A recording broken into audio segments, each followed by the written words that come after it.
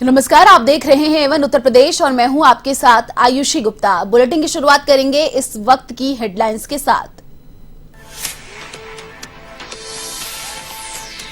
चुनाव आयोग ने की यूपी में पहले चरण के मतदान की तैयारियां पूरी, करी सुरक्षा और कोविड-19 के नियमों की पालना के साथ होगा मतदान। गड़बड़ी करने पर होगी कार्रवाई, प्रशासन की साख दांव पर।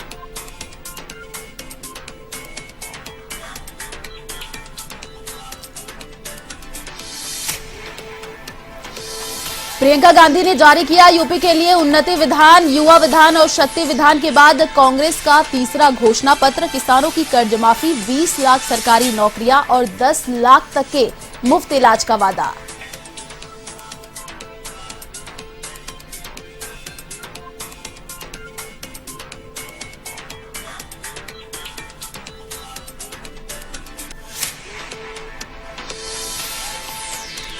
यूपी में पहले चरण में 58 सीटों पर 2 करोड़ मतदाता करेंगे मतदान। भाजपा, कांग्रेस, सपा सहित कई पार्टियों के 623 उम्मीदवारों के भाग्य का करेंगे फैसला। सभी पार्टियों ने झोंकी ताकत।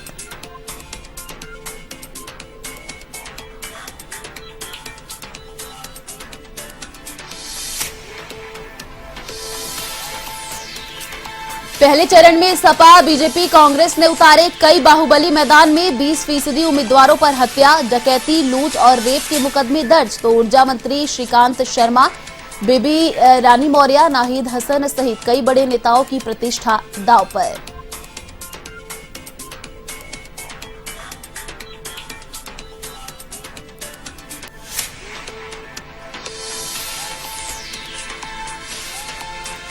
रायबरेली में जहरीली शराब से मौतों के बाद पुलिस प्रशासन सख्त। 2 शराब माफियाओं की 1 करोड़ 20 लाख रुपयों की संपत्ति को किया कुर्क। पुलिस कार्रवाई से माफियाओं में मचा हड़कंप।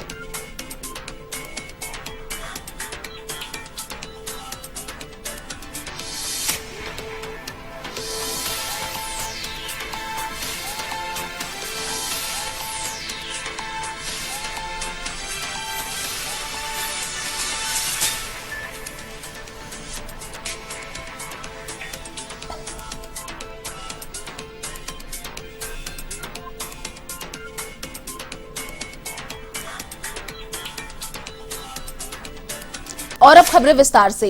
यूपी चुनाव के महासमर के पहले चरण में कई वीआईपी और बाहुबली मैदान में हैं। इसमें कई मंत्री और नामचीन चेहरे हैं जो चुनावी मैदान में उतरे हैं। इसमें कैराना, बागपत, सरधना, हस्तिनापुर, लोईसाबाद और नोएडा प्रमुख सीटें शामिल है। एडीआर के अनुसार इसमें 25% आपराधिक छवि वाले उम्मीदवार मैदान में है, जिसमें से 20% उम्मीदवारों पर हत्या, डकैती, लूट, अपहरण और रेप जैसे गंभीर मामले दर्ज है। 11 जिलों के 58 सीटों पर होने वाले इन चुनाव में इन उम्मीदवारों ने जनता से जीत के वादे और दावे किए हैं। पहले चरण की वोटिंग के बाद इनके भाग्य का फैसला 10 मार्च को आएगा।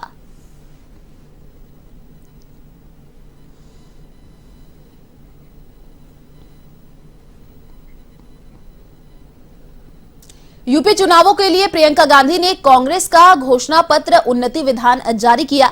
मैनिफेस्टो के इस तीसरे हिस्से को भी कांग्रेस के वरिष्ठ नेता सलमान खुर्शीद और पीएल पुनिया ने जनता के बीच जाकर तैयार किया। इससे पहले कांग्रेस युवा विधान और शक्ति विधान के नाम से 2 घोषणा पत्र जारी कर चुकी है। कांग्रेस पार्टी का दावा है कि उनके नेताओं ने जनता के मुद्दे को समझा है और उन्हें घोषणा पत्र में शामिल किया है। कांग्रेस ने अपने घोषणा पत्र में सरकार बनने के 10 दिनों के अंदर किसानों का पूरा कर्ज माफ करने की घोषणा की है। साथ ही 2500 में गेहूं, धान और 400 रुपए में गन्ना खरीदने का वादा किया है। इसके अलावा कांग्रेस के घोषणा पत्र में बकाया बिजली बिल माफ करने का भी दावा किया गया है। तो वही कोरोना की आर्थिक मार झेलने वाले परिवार को 25,000 रुपए की सहायता और 20 लाख सरकारी रोजगार का वादा किया है। इस दौरान 40% रोजगार महिलाओं को आरक्षण के तहत दिए जाएंगे, जबकि कोई भी बीमारी होगी तो 10 लाख तक का इलाज मुफ्त किया जाएगा।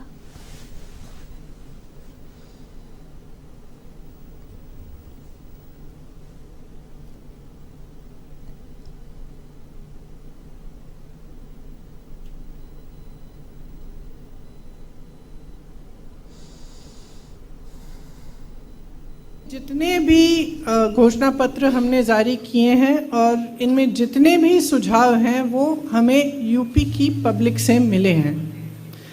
हमने पिछले मेरे ख्याल से 1.5 साल से ये कोशिश की कि हम उत्तर प्रदेश के कोने कोने में जाएं, हमारे नेता, हमारी मैनिफेस्टो कमेटी जाए और सबसे चर्चा करके जो उनके अहम मुद्दे हैं, जो उनकी समस्याएं हैं, उनको सुलझाने का काम कैसे किया जाए, इसके बारे में चर्चा करके तभी ये सारे सुझाव इस घोषणा पत्र में आए हैं।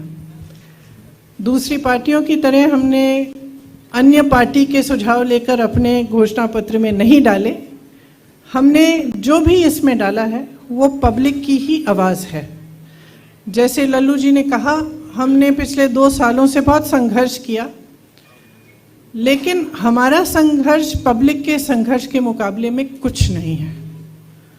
जो उत्तर प्रदेश की जनता आज संघर्ष कर रही है, जितनी परेशानियां को वो झेल रहे हैं, वे आप बहुत अच्छी तरह से जानते हैं। जो सबसे बड़ा मुद्दा है रोजगार का मुद्दा, उसके बाद महंगाई का मुद्दा, इन दोनों को निपटाने के लिए इनको कैसे हम इन समस्याओं को किस तरह से हम सुलझाएं, उसके लिए हमने बहुत चर्चा की और हमने काफ़ी इस विधान में भी और जो भर्ती विधान है, शक्ति विधान है, उसमें भी हमने इसके बारे में अपनी घोषणाएं की। सपा अध्यक्ष अखिलेश यादव ने ट्वीट कर बताया कि रिटायर्ड आईएएस फतेह बहादुर सपा में शामिल हो गए हैं। अखिलेश यादव ने कहा कि इन्होंने कानून व्यवस्था पर प्रशंसनीय कार्य किए। इनके सपा में शामिल होने से समाजवादी अम्बेडकरवादी आंदोलन को नई शक्ति मिलेगी, एकजुटता का इंकलाब होगा, हर वर्ग कह रहा बदलाव होगा।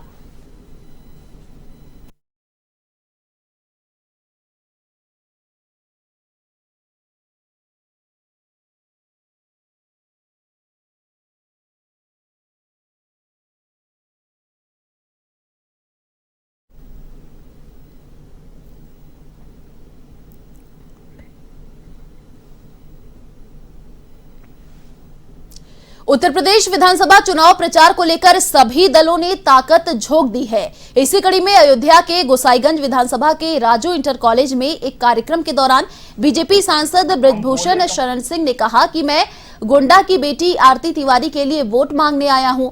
उन्होंने कहा कि 1930 में लखनऊ के अधिवेशन में जिन्ना ने कहा था कि हिंदू मुस्लिम एक साथ नहीं रह सकते, लेकिन मोदी जी ने यह करके दिखाया कि जो सुविधाएं हिंदुओं को दी वही सुविधाएं मुसलमानों को भी मिली हैं। उनमें आपस में कोई भेदभाव नहीं किया। हम बोले कम समझना ज्यादा है। याद रखना मेरे भाइयों, चंद्रगुप्त के कार्यकाल तक चले जाओ। यूपी विधानसभा चुनाव को लेकर केंद्रीय मंत्री अनुराग ठाकुर ने प्रेस वार्ता की। इस दौरान केंद्रीय मंत्री अनुराग ठाकुर ने यूपी में बीजेपी की सरकार बनने पर पार्टी की प्राथमिकताओं से मीडिया को रूबरू करवाया। अनुराग ठाकुर ने कहा कि महिला सुरक्षा बीजेपी की प्राथमिकता है और यूपी में नारी सशक्तिकरण के लिए बीजेपी काम करेगी।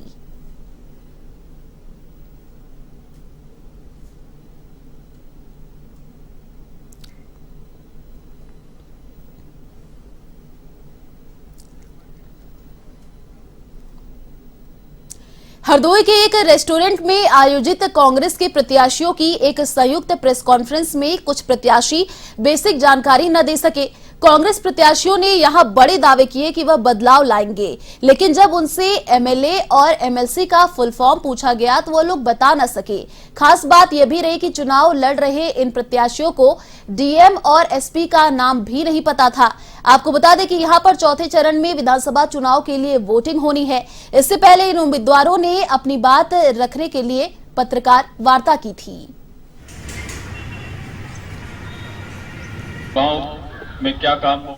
हमारा प्रमुख मुद्दा है, सबसे पहले जो आज़ादी के बाद वजूद में बालामाव विधानसभा 8-10 साल हो गए हैं, जो वजूद में आई उसमें महिला डिग्री कॉलेज की स्थापना करना, शिक्षा पर विशेष जोर देना, स्वास्थ्य पर विशेष ध्यान देना, सड़क और सुरक्षा पर विशेष ध्यान देना। अच्छा, एमएलए का फुल फॉर्म क्या है?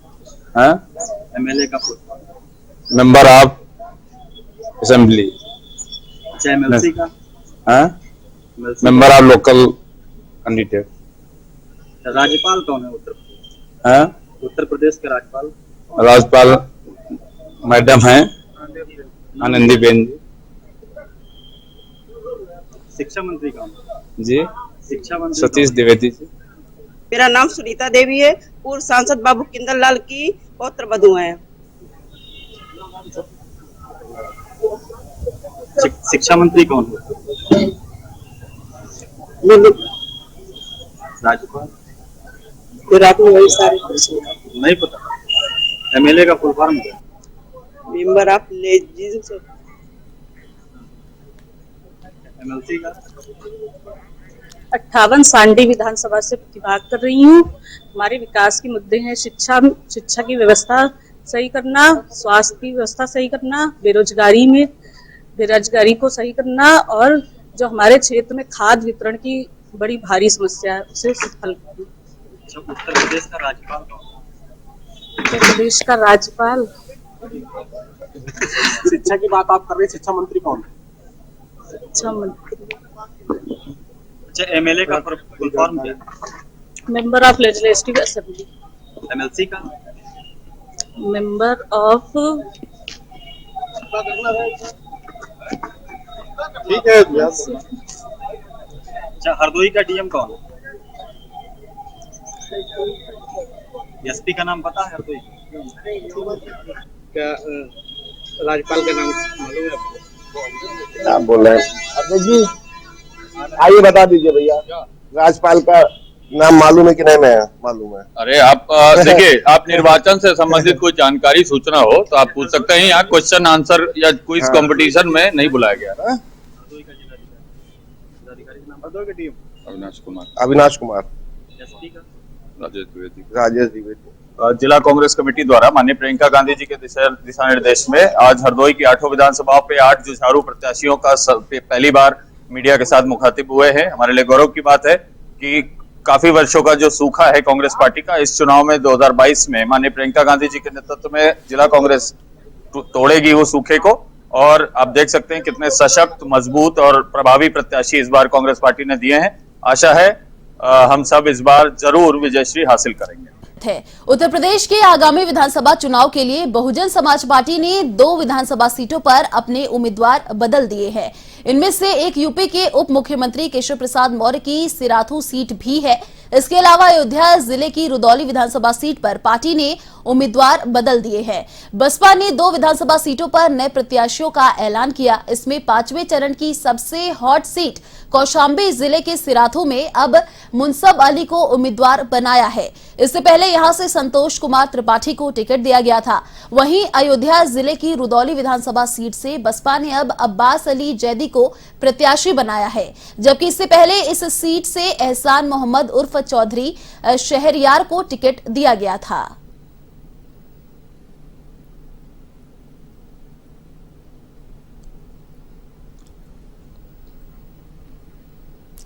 एआईएमआईएम के राष्ट्रीय अध्यक्ष असदुद्दीन ओवैसी ने यूपी के संभल विधानसभा क्षेत्र के सराय तरीन कोटले में जनसभा को संबोधित किया। इस दौरान ओवैसी ने बीजेपी और सपा पर भी निशाना साधा। साथ ही एआईएमआईएम के प्रत्याशी मुशीर खान तरीन को वोट देने की अपील की। इस मौके पर असदुद्दीन ओवैसी ने कहा कि पिछले 30 सालों से विधायक की कुर्सी पर कब्जा बनाए हुए नवाब इकबाल महमूद ने कोई विकास कार्य नहीं किया, जिससे क्षेत्र पिछड़ता जा रहा है। कि आज विधानसभा की नहीं है, ये लड़ाई सिर्फ 24 की लड़ाई। संभल की जनता से और आवाम से अपील है, हमारा साथ सारिम था। यूपी के कानपुर देहात में विधानसभा चुनाव को लेकर सभी राजनीतिक दलों ने जनसंपर्क अभियान तेज कर दिया है। इसी बीच सपा से भाजपा में शामिल हुई अपर्णा यादव ने भोगनीपुर विधानसभा क्षेत्र में जनसंपर्क कर नुक्कड़ सभा को संबोधित किया। इस दौरान उन्होंने पश्चिम बंगाल के मुख्यमंत्री को घेरते हुए उत्तर प्रदेश के लोगों से माफी मांगने की बात कही।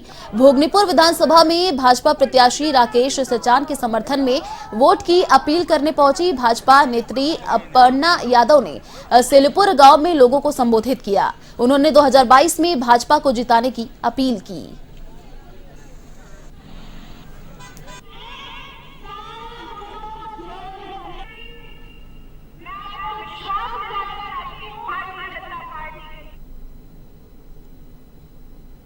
देश में भारतीय जनता पार्टी की फिर से पूर्ण बहुमत की, प्रचंड बहुमत की सरकार बनेगी और ये मेरा दृढ़ विश्वास है। यहाँ पे जितने भी लोग हैं उनका भी जवाब आप सभी लोगों ने सुना कि वो भी कमल के लिए मन बना चुके हैं। अच्छा, अखिलेश जी कह रहे हैं इस बार 300 पार, क्या कहना? देखिए, उनकी बात पे मुझे कोई बात नहीं कहनी है। मैं अपनी पार्टी का प्रचार प्रसार करने आई हूँ और मुझे पता है कि यहाँ प्रचंड बहुमत की भारतीय जनता पार्टी की सरकार बनेगी। मोदी जी ने लाल टोपी पर तंज कसे हैं, क्या कहेंगे? देखिए, अभी तो हम ममता दीदी की बात करेंगे। हम ये कहेंगे कि भाई ममता दीदी यहाँ पर क्यों आई हैं। कोई आपने देखा भारतीय जनता पार्टी के जो अन्य प्रदेश हैं जहाँ वहाँ सरकारें चल रही हैं भारतीय जनता पार्टी की, क्या कोई मुख्यमंत्री अपना प्रदेश छोड़ करके उत्तर प्रदेश में आया है? तो हमें किसी तरीके की बंगाली बैसाखी की आवश्यकता नहीं है। उत्तर प्रदेश विधानसभा चुनाव के लिए 7 चरणों में मतदान होना है।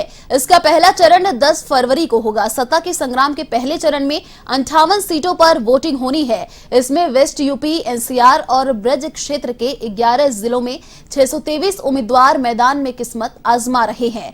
सियासी समीकरणों को देखें तो भाजपा एनडीए के घटक दलों के साथ मिलकर चुनाव मैदान में है। समाजवादी पार्टी और राष्ट्रीय लोकदल मिलकर चुनाव लड़ रहे हैं। कांग्रेस का सहारा बने युवा शक्ति और उन्नति प्रधान घोषणा पत्र, वहीं बसपा, आप, एआईएमआईएम आदि दल भी चुनावी रण में उतरे हैं। मुजफ्फरनगर और कैराना हॉट क्षेत्र है। दागियों को टिकट देने में कोई पार्टी अछूती नहीं रही। एडीआर की रिपोर्ट के अनुसार सपा ने 75% दागियों को टिकट दिए हैं, तो वहीं चुनाव लड़ने वालों में धन्नासेठों की भी कमी नहीं है। भाजपा, सपा और बसपा के 100 करोड़ से ज्यादा संपत्ति वाले प्रत्याशी भी मैदान में हैं। सारी पार्टियां जातिवाद और धर्म के आधार पर चुनावी मैदान में हैं। किसान आंदोलन का पूरा असर देखा जा रहा है। कोविड के कारण चुनाव आयोग ने रैली, सभाओं, रोड शो पर शुरू में पाबंदी लगाई थी। इसके बाद इसमें सीमित संख्या में लोगों की अनुमति दी गई थी। यह पहला चुनाव है जो वर्चुअल तरीके से लड़ा जा रहा है। वोटर्स तक पहुंचने के लिए सोशल मीडिया का भरपूर इस्तेमाल हो रहा है।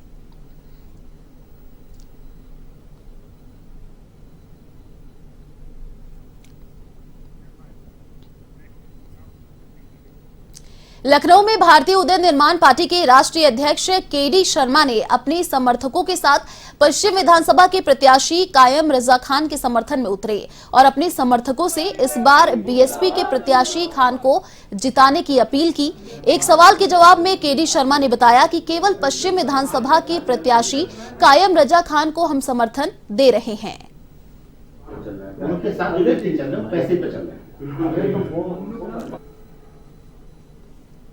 समर्थन किया छोटे भाई को, हम बहुत बहुत धन्यवाद उनका देते हैं। और हम जीत के आए तो सबसे पहले आप ही के पास आएंगे आशीर्वाद लेने, भाई के पास।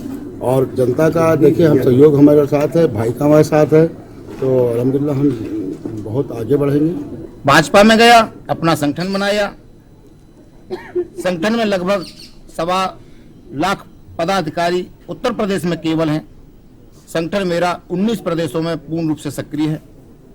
इसी संगठन के माध्यम पदाधिकारियों द्वारा भारतीय उदय निर्माण पार्टी का गठन हुआ। वही पदाधिकारी हमारा पूरी तरह साथ भी दे रहे हैं। रही बात एक सीट की, मैं इसलिए समर्थन दे रहा हूं कि कायम रजा जी एक निष्पक्ष, जुझारू। विधानसभा चुनावों के पहले चरण को लेकर तैयारियां पूरी हो गई हैं। जहां शामली की 3 विधानसभा सीट के लिए पोलिंग पार्टी रवाना हुई, तो ही मतदान को लेकर सुरक्षा के पुख्ता इंतजाम किए गए हैं।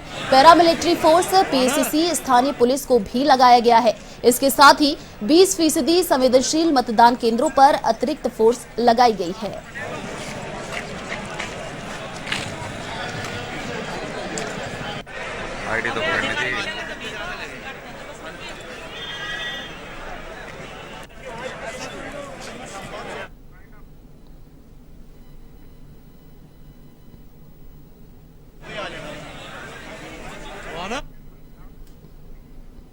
चलिए फिलहाल इस बुलेटिन में इतना ही। देश और दुनिया की तमाम बड़ी खबरों को देखने के लिए आप देखते रहिए A1 TV। नमस्कार।